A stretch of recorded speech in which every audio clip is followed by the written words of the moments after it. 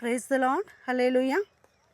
క్రీస్తునందు దేవుని యొక్క మరి సహోదరి సహోదరులందరూ కూడా ఈ ఉదయకాల శుభాభివందనాలండి. ఈ కర్మేల్ రివైవల్ మినిస్ట్రీ ద్వారా ఉదయకాల మరి మెసేజ్ మనం చెప్పుకుందాము. సామెతల గ్రంథము 3వ అధ్యాయము మొదటి వచనమును చూసినట్లయితే, నా కుమారుడా, నా ఉపదేశాన్ని మరువకుము, నా ఆజ్ఞలు హృదయపూర్వకంగా గైకొనుము. అవి దీర్ఘాయువును, సుఖముతో గడుచు సంవత్సరములను, శాంతిని నీకు కలగచేయును. చూడండి దేవుని యొక్క ప్రియబిడ్డలారా, ఇక్కడ మరి దేవుడు మనకు తెలియజేస్తున్న సత్యం ఏంటి అంటే,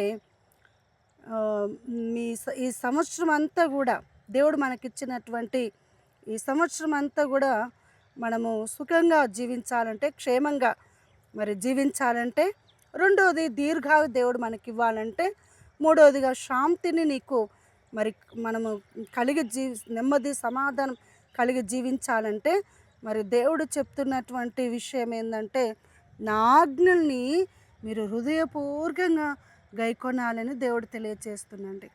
మరి కనుక మనము చక్కగా దేవుడు ఇచ్చినటువంటి ప్రతి ఆజ్ఞను మనము హృదయపూర్వకంగా మనం గైకొడినట్లయితే, దేవుడు చెప్తుండు, ఇదిగో నేను మిమ్మల్ని క్షమించిన ప్రకారం మీరు ఇతరులను క్షమించండి అని.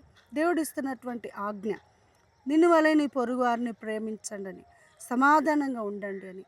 కనుక దేవుడు ఇస్తున్నటువంటి మరి ప్రతి ఆజ్ఞ కూడా మనం హృదయపూర్వకంగా మనం గైకొడినట్లయితే, మనకు దేవుడు ఇచ్చినటువంటి సంవత్సరం అంతా కూడా మరి మనం క్షేమంగా మరి నెమ్మదిగా జీవించడానికి దేవుడు సహాయం చేస్తాడండి.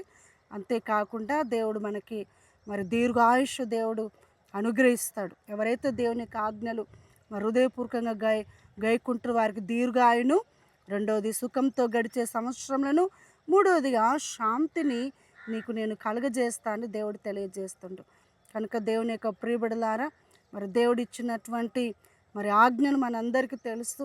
దేవుడిచ్చినటువంటి ప్రతి ఆజ్ఞ, ముఖ్యంగా మరి సహోదర ప్రేమ కలిగి, సంఘాలలో ఐక్యత కలిగి, సమాధానము మరి కలిగి మనం ఉన్నట్లయితే, దేవుడిచ్చినటువంటి ప్రతి ఆజ్ఞ మనం పాటించినట్లయితే, దేవుడు తప్పకుండా మనల్ని ఆశీర్వదించి ఈ మూడు ఆశీర్వాదాల చేత దేవుడు మనల్ని మరి ఆశీర్వదించి మనని దేవుడు తన మార్గాల్లో మరి నడిపించడానికి మన దేవుడు శక్తిమంతుడు, సమర్థుడు.